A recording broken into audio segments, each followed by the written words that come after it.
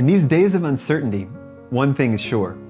God is still at work and His Word is not quarantined. In the midst of this coronavirus crisis, with all its real challenges, there's also something incredible that God is doing. The world is being shaken, economies are collapsing, and healthcare systems are overwhelmed. Governments are perplexed, and many are full of fear and uncertainty. Now is the time for us, as the children of God, to rise up, demonstrate His love, and spread the good news of hope and eternal life found in Messiah. In the past few months, God used our evangelistic videos to bring several more Israelis from different backgrounds to faith in Jesus, Yeshua. Amazingly, since the crisis started in Israel, we have reached twice as many Israelis with the gospel per day. We are excited to see what God will continue to do as we were following up with them. One surprising conversation we had was with a young man from Bnei Barak, one of the two most ultra-Orthodox cities in Israel.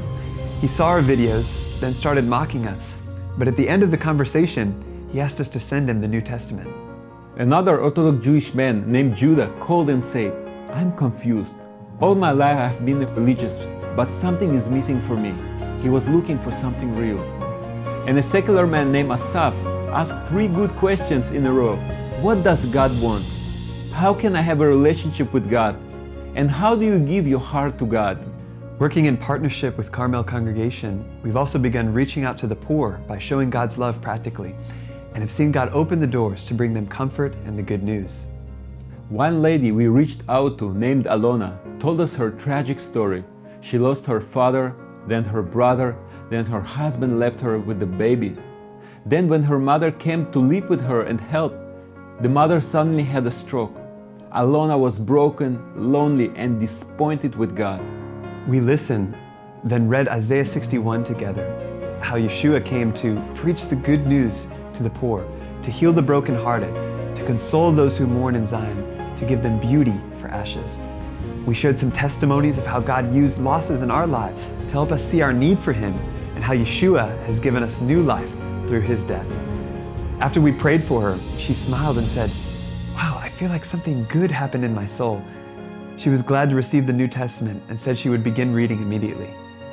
Please pray for this and many other precious Israelis. Pray that God will open many more hearts through online evangelism and in upcoming outreach to the poor.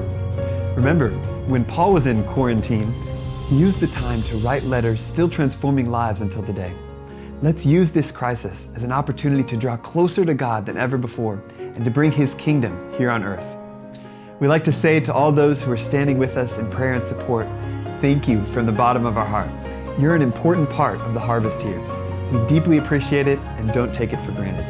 Find out more about what God is doing here in Israel and partner with us at treeoflifeisrael.org and get our newsletters with inspiring stories, new videos, and prayer points by clicking in the link in the description. Shalom from Israel. God bless.